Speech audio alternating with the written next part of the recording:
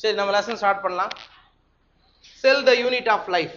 செல் தமிழ்ல வாழ்வின் அழகு. வாழ்வின் லைஃப்னா ஆர்கனிசம், எது வேணாலும் வச்சுக்கோ, பிளான்ட்டோ அனிமலோ எதுவா இருந்தாலும் ஒரு யூனிட் யாரு தான்? பேசிக் யூனிட் யாரு தான்? செல்லு தான். சரிங்களா? அதுதான். இதுல நீங்க என்னென்னலாம் படிப்பீங்க இந்த லெசன்ல அப்படின்னா, வாட் இஸ் எ செல், செல்னா என்ன? சரிங்களா? ரெண்டாவது செல் தியரி, அந்த செல் எப்படி உருவாகி இருக்கும் அதை பத்தின ஸ்லைடன், சிவான், அப்புறம் வேற யாரு? லாஸ்டா மாடிஃபை பண்ணவர் யாரு? இது எல்லாத்தையும் விர்ச்சோ இவங்கெல்லாம் என்ன சொல்லியிருக்காங்க அதை பத்தி பார்ப்போம்.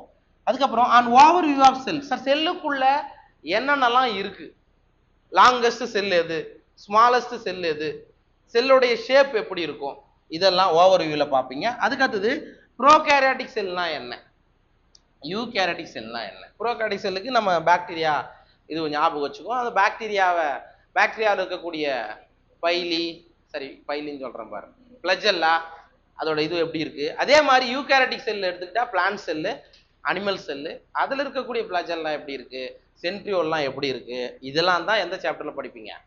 இந்த சாப்டர்ல படிப்பீங்க. சரியா? பார்த்துடலாமா? ரைட்.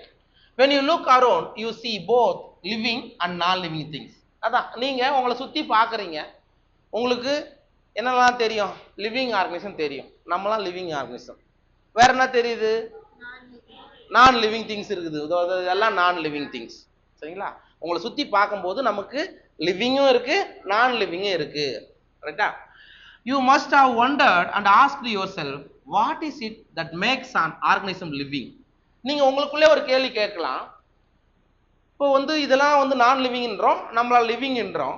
அப்போ லிவிங்ன்றதுக்கு என்ன திங் இருக்கு, அதுல என்ன திங்ஸ் இருக்கு அதை லிவிங்கா மாத்துது அப்படின்னு ஒரு கேள்வி வருது. சரிங்களா? Or what is that an inanimate thing does not have which a living thing has. Sir அப்போ அந்த நான் லிவிங் நம்ம சொல்றோம் இல்லையா, அதுல எந்த திங் இருக்கு, அது எது நான் லிவிங்கா அதை மாத்திச்சு, உயிரற்றதா அது எதை மாத்திச்சு, நம்மள உயிர் உள்ளதா எதை மாத்திச்சு இப்படின்ற ஒரு கேள்வி நமக்குள்ள வருது. ரைட்டா?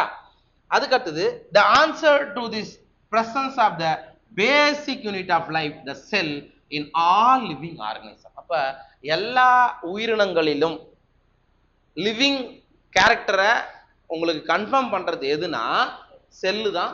அதுல ஒரு பேசிக் யூனிட்டா செயல்படுகிறது. அதுவே இன்அனிமேட் மேட்டர்ல செல்லுன்னு ஒரு ஸ்ட்ரக்சரை பார்ப்போமா, மெட்டபாலிசம்னு ஒரு ரியாக்ஷன் நடக்குமா? எதுவுமே நடக்காது. அப்ப ஒரு லிவிங் ஆர்கனிசத்தை லிவிங்கா வச்சுக்கிறதுக்கு காரணம் எதுதான்? செல். அதுதான் லைஃபோடைய ஒரு பேசிக் யூனிட் அப்படின்னு சொல்ல வராங்க. அதுதான் அந்த கொஸ்டினுக்கான answer. All organism are composed of cells. எல்லா உயிரினங்களுமே செல்லால் ஆனவை. அது யூனிசெல்லுலாரா இருக்கலாம், ஆர் மல்டி செல்லுலார், ஒரு செல் கொண்டதா இருக்கலாம், அல்லது பல செல் கொண்டதாக கூட இருந்துடலாம்.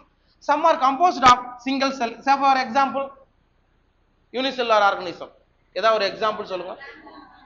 கிளாமிடாமோனாஸ், அப்புறம் குளோரெல்லா, இதெல்லாம் என்னது? Unicellular algae. ஒரு செல் பாசி, பச்சை பாசிகள்ல படிச்சிருப்பீங்க. ஓகே? அப்ப சிங்கிள் செல் கொண்டிருக்கக்கூடிய ஆர்கனிசம் நீங்க என்ன சொல்றோம்? யூனிசெல்லுலார் ஆர்கனிசம்னு சொல்றோம். சே ஃபார் எக்ஸாம்பிள் ஈஸ்ட் சொல்லாமா? ஈஸ்டும் ஒரு யூனிசெல்லுலார் ஆர்கனிசம் தான். ரைட்டா? while others like us, நம்ம composed of many cells, நமக்கு நிறைய செல்கள் இருக்கு, are called multicellular organisms. அப்ப ஹியூமன் ஒரு பல செல் உயிரினத்துக்கு எடுத்துக்காட்டு. சரியா? அப்ப யூனிசெல்லுலார் ஆர்கனிசம் நீங்க எது வேணா போட்டு, குளோரெல்லா, கிளாமிடாமோனாஸ், ஈஸ்ட், வேற எதெல்லாம் யூனிசெல்லுலார் இருக்கோ எல்லாமே அதுல வந்துடும். ஓகேவா? ரைட். இது புரிஞ்சிச்சா? நெக்ஸ்ட், செல்லுனா என்ன? What is a sell? Cell அப்படின்னா என்ன? Unicellular organism are capable of independent extension and performing the essential function of life. Say for example நீங்க ஒரு பாக்டீரியா எடுத்துக்கங்களேன், பாக்டீரியா எடுத்துக்கோ, அல்லது கிளாமிடாமோனாஸ், குளோரெல்லா, ஈஸ்ட், ஏதாவது ஒரு யூனிசெல்லுலார் ஆர்கனிசம் எடுத்துக்கோ. அது இண்டிபெண்டன்ட் எக்ஸிஸ்டன்ஸ் இருக்கா? தன்னிச்சையா வாழக்கூடிய கெப்பாசிட்டி அதுக்கு இருக்கா? ஃபார் எக்ஸாம்பிள் குளோரெல்லா எடுத்துக்கிறோம். குளோரெல்லா அப்படின்றது ஒரு ஆல்கே. சரியா? அல்லது கிளாமிடாமோனாஸ் அப்படின்றது எடுத்துக்கிறீங்க. இது தனியா வாழக்கூடிய கெப்பாசிட்டி இருக்கா இல்லையா? என்ன கெப்பாசிட்டி இதுக்கு இருக்கு? It can perform photosynthesis to prepare food. அவ்வளவுதான். இது உணவை தயாரிக்கிறதுக்காக என்ன பண்ணிக்கும்? ஒளிச்சேர்க்கை செய்யுது. இது வேற ஏதாவது டெபெண்ட் பண்ணி வாழுதா? இல்ல. இங்க என்ன சொல்றாங்க அப்படின்னா, ஒரு யூனிசெல்லுலார் ஆர்கனிசம் நீங்க எடுத்துக்கிட்டா கூட இண்டிபெண்டன்ட் எக்ஸ்டென்ஷன், தனியாக வாழக்கூடியது. And performing the essential function of life. Sir இதுல ரீப்ரொடக்ஷன் நடக்குமா? நடக்காதா?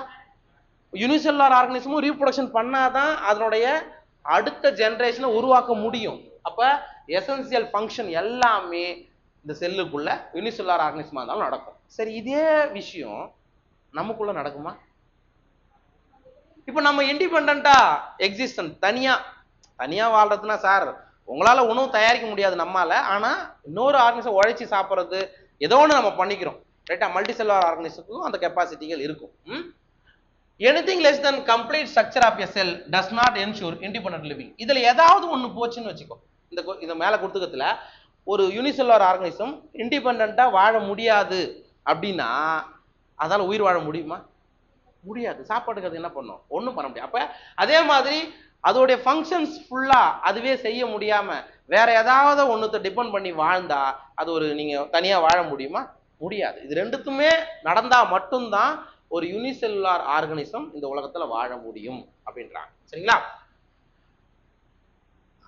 ஆண்டனி வான் லீவன்ஹூக், இது வந்து தமிழ் மீடியம் புக்ல, பழைய எடிஷன் புக்ல இது மாறி இருக்குன்னு நினைக்கிறேன். பாருங்க, ஆண்டன் வான் இருந்ததா? ஆமா, இப்ப இது மாத்திருக்காங்க, ஆண்டனி வான் லீவன்ஹூக். மாத்திக்குமா? ஆண்டனி போட்டுக்கோ. ஃபர்ஸ்ட் சா அண்ட் டெஸ்கிரைப்டு லைவ் செல். முதல்ல ஒரு உயிருள்ள செல்ல பார்த்து அதை பத்தின டிஸ்கிரிப்ஷன் கொடுத்தவர் யாரு?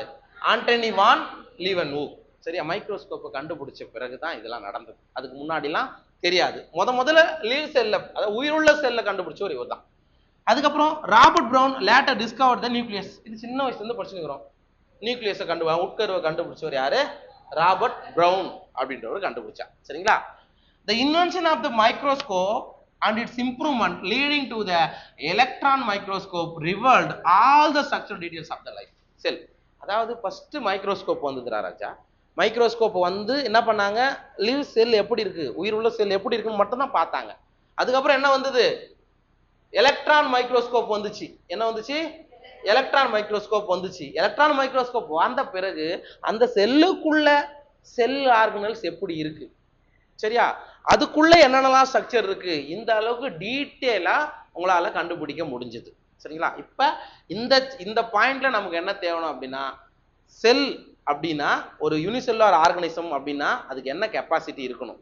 தனியா வாழணும், பிளஸ் அதுக்கு தேவையான ஃபங்க்ஷன்ஸை அதுவே செஞ்சுக்கணும். அப்படின்னா தான் அது இண்டிபெண்டா வாழ முடியும். அதுக்கப்புறம் செல்லை கண்டுபிடிச்சி, அதாவது உயிருள்ள செல்லை கண்டுபிடிச்சவர் ஆண்டனி வான் லீவன்ஹூக், நியூக்ளியஸை கண்டுபிடிச்சவர் ராபர்ட் பிரவுனு, எலக்ட்ரான் மைக்ரோஸ்கோப்லாம் வந்த பிறகு நிறைய டீட்டெயில்ஸை நம்ம தெரிஞ்சுக்க முடிஞ்சுது. இதான் பார்க்க. சரியா?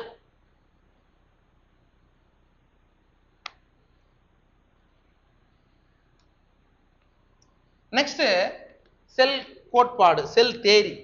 சரியா? அதான் செல் எப்படி ஆரிஜினேட் ஆயிருக்கும், பிளான்ட் செல்லு எப்படி ஆரிஜினேட் ஆயிருக்கும், பிளான்ட் செல்லுக்கு செல்வால் இருக்கா இல்லையா? இருக்கா இல்லையா? அனிமல் செல்லுக்கு செல்வால் இருக்கா இல்லையா? இல்ல. சரியா? இத மாதிரி அப்ப செல்ல பத்தின ஒரு தேரி நம்ம பார்க்கலாம். இன் 1838 மத்தியாஸ் ஸ்லைடன், மால்தியாஸ்னு இருக்கும் முன்னாடி நினைக்கிறேன், Mathias ஸ்லைடன், a German botanist, examined a large number of plants and observed that all plants are composed of different kinds of cells which form the tissues of the plant. அதாவது ஸ்லைடன் அப்படின்ற ஒரு ஜெர்மன் நாட்டை சார்ந்த ஒரு தாவரவியல் அறிஞர். அவர் என்ன சொல்றாரு அப்படின்னா, எல்லா தாவரங்களும், புரியுதா, எல்லா தாவரங்களுமே செல்களால் ஆனவை, வெவ்வேறு வகையிலான செல்களால் ஆனவை, which form the tissue of the plant. அப்ப என்ன சொல்றாங்க? எல்லா செல்லும் ஒன்னா சேர்ந்து டிஷ்யூவை உருவாக்குது அப்படின்னு யார் சொன்னாரு? மாத்தியாஸ் ஸ்லைடன். அவர் ஒரு ஜெர்மன் நாட்டை சேர்ந்தவர். இயர் ஞாபகம் வச்சுக்கோ, நீட்ல வந்திருக்கு ஆல்ரெடி 1838. ஓகேவா? அதுக்கப்புறம் ஒருத்தர் வராரு.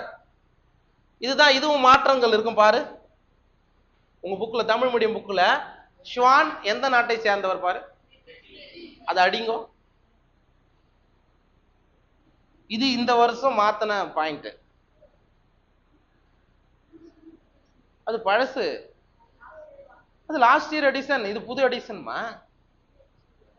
ரீபிரிண்ட்ல இது மாத்திருக்காங்க, இது சேஞ்சஸ் நீங்க மாத்திக்கங்க, அடிச்சுட்டு மாத்திக்கங்க. ஒண்ணு இல்ல, ஈஸியா ஞாபகம், ரெண்டு பேருமே ஜெர்மன் நாட்டை சேர்ந்தவர் தான். சரியா? சிவான் ஸ்லைடன் வந்து பாட்னி, சிவான் வந்து ஜுவாலஜி. அவ்வளவுதான். பிரிட்டிஷ் அதெல்லாம் எடுத்துட்டாங்க, தப்புன்னு நினைக்கிறேன், அதை எடுத்துட்டாங்க. இங்க பாத்துக்கோங்க. அப்புறம் இயர்லயும் ஒரு ஒற்றுமை இருக்கும். ஸ்லைடன் வந்து 1838, அதுக்கு அடுத்த வருஷம் தான் சிவான் வராரு. ஓகேவா? சிவான் a German zoologist, இதை மாத்திக்கோ. Studied different type of animal cells and reported that cells are a thin outer layer which is today known as the plasma membrane. சரிப்பா. இவர் என்ன பண்றாரு, சிவான் என்ன பண்றாரு, அனிமல் செல் எடுத்துக்கிட்டார். சரியா? அனிமல் செல்ல எடுத்து பார்க்கும்போது பிளான்ட்ல இருக்கிற மாதிரி ஒரு தடிமனான செல் சுவர் இல்ல, செல் வால் கிடையாது. இங்க எப்படி இருக்கு அப்படின்னா ஒரு தின்னான ஒரு ஸ்ட்ரக்சர் இருக்கு. அதை நாம இப்ப என்னன்னு சொல்றோம், பிளாஸ்மா மெம்பரேன் அல்லது செல் மெம்பரேன், செல் சவ்வு. புரியுதா? அப்ப அனிமல் செல்ல அவுட்டர் மோஸ்ட் லேயரா இருக்கிறது யார் தான், plasma membrane or cell membrane. இதை யார் சொன்னது அப்படின்னா சிவான் சொல்றாங்க. சரிங்களா? He also concluded, based on studies on plant tissue, that the presence of cell wall is unique character of plant. இவர் வேற என்ன சொல்றாரு அப்படின்னா, அவரோட ஃப்ரெண்டு ஸ்லைடன் சொன்னதையும் இவரோட கருத்தையும் ஒப்பிட்டு பார்த்து என்ன சொல்றாரு, பிளான்ட்டுக்கு இருக்கக்கூடிய செல்வால் அதுக்கே உரிய தனிப்பண்பு, பிளான்ட்டுக்குன்னே இருக்கக்கூடிய ஒரு யூனிக் கேரக்டர், அது யாருக்கு இல்லை, அனிமலுக்கு கிடையாதுன்னு இவர் ஒரு முடிவுக்கு வரார். யாரு, சிவான் ஒரு முடிவுக்கு வரார். சரிங்களா? On the basis of this, Shivan proposed the hypothesis that the bodies of animals and plants are composed of cells and products of cell. Sir, இவங்களுடைய ரெண்டு பேருடைய கூற்றை வச்சு ஒரு லாஸ்டா முடிவு சிவான் என்ன சொல்றாரு, ஒரு ஹைபோதிசிஸை கொடுக்குறார். பிளான்ட் செல்லா இருந்தாலும் சரி, அனிமல் செல்லா இருந்தாலும் சரி, அதெல்லாம் எதால் ஆனது, செல்லால் ஆனது. அதுல செல்வால் இருக்கு இல்ல அது வேற விஷயம். ரெண்டு செல்லுமே பேஸ்ல எதால் ஆனது, செல்லால் ஆனது. அண்ட் ப்ராடக்ட்ஸ் ஆஃப் செல் அப்படின்னா என்ன அர்த்தம், இப்போ நீங்க இது ஒரு செல் இருக்கு, இது ஒரு செல் இருக்குன்னு வச்சுக்கோ, இந்த செல் எங்க இருந்து வந்திருக்கும், ஏற்கனவே இதோட ப்ராடக்ட் தான் இது அப்படின்னு யார் சொல்றாங்க, ஸ்லைடன் அண்ட் சிவான் கொடுத்துருக்காங்க. சரியா? எல்லாமே செல்லால் ஆனது, பிளான்ட்டும் அனிமலும். அது எதோடைய ப்ராடக்ட், ஒரு செல்களுடைய ப்ராடக்ட் தான் அப்படின்றத இவங்க சொல்றாங்க. இது புரியுதா? இது சரி. அடுத்தது Schleiden and Schwann together formulated the cell theory. இவங்க ரெண்டு பேரும் தான், ஸ்லைடனும் சிவானும் ரெண்டு பேரும் சேர்ந்து தான் எதை கொடுத்தாங்க, செல் கோட்பாடு, செல் தியரியை கொடுத்தாங்க. This theory, however, did not explain as to how new cells were formed. இவங்க என்ன சொன்னாங்க, செல் எல்லாமே ப்ராடக்ட் ஆஃப் செல்லுன்னு சொன்னாங்களே தவிர அது எப்படி ஃபார்ம் ஆகுதுன்னு சொல்லல. யார் சொல்லல, ஸ்லைடனும் சிவானும் சொல்லல. ஓகேவா? how new cells were formed, அதுக்கப்புறம் ஒருத்தர் வராரு, அவர் தான் யாரு, ருடால்ஃப் விர்ச்சோ. 1855 பார்த்துக்கோ. 1838, 1839, அதுக்கப்புறம் 1855. First explained that cells divided and new cells are formed from pre-existing cells. Cell வந்து டிவைட் ஆயிட்டு புதிய செல்லை உருவாக்குது. அது புதுசா ஏற்கனவே இருந்த செல்ல இருந்து தான் வருதே தவிர ஏதோ ஒன்று எங்கேயே இருந்து வரல அப்படின்னு அவங்க ப்ராடக்ட் ஆஃப் செல்லுன்னு சொன்னாங்களே தவிர எப்படி வருதுன்னு சொல்லலை. ஏற்கனவே இருந்த செல்லுன்னு தான் வருதுன்னு ருடால்ஃப் விர்ச்சோ சொன்னாரு. இந்த cells are formed pre existing சொல்ல நம்ம எப்படி சொல்றோம் அப்படின்னா, ஓம்னிஸ் செல்லுலா இ செல்லுலா. இது நீட் கொஸ்டின். இதுக்கான அர்த்தம் என்ன, cells are formed from pre existing cell, ஏற்கனவே இருந்த செல்லுல இருந்து தான் புதிய செல் உருவாகிறது. அதைத்தான் நம்ம என்ன சொல்றோம், omni cellula e cellula. He modified the hypothesis of Sladen and Schwann to give the cell theory a final shape. அப்ப செல் கோட்பாட்டுக்கு ஒரு இறுதி வடிவத்தை தந்தவர் யாருன்னா ருடால்ஃப் விர்ச்சோ. சரியா? Final shape for cell theory given by Rudolf Virchow. மறந்துடாதீங்க. Right. செல் theory இப்ப இன்னைக்கு லெவலுக்கு செல் தியரி என்ன சொல்லுது அப்படின்னா, all living organisms are composed of cells and product of cells. இது யார் சொன்னது, முன்னாடி ஸ்லைடன் சிவான் முதல்ல செல் தியரியில சொன்னதுதான். எல்லா ஆர்கனைசமுமே செல்லால் ஆனவை, எல்லாமே செல்லோட ப்ராடக்ட். இது அவர் சொன்னது. All cells arise from pre existing cell. இது யார் சொன்னது, ருடால்ஃப் விர்ச்சோ. அப்ப முன்னாடி ஸ்லைடன் சிவான் சொன்னதும் ருடால்ஃப் விர்ச்சோ சொன்னதும் ஒன்னா சேர்ந்து தான் ஃபைனல் செல் தியரியா இன்னைக்கு இருக்கு. சரியா? இதுதான் செல் தியரி. ஜஸ்ட் பார்த்துக்கோ.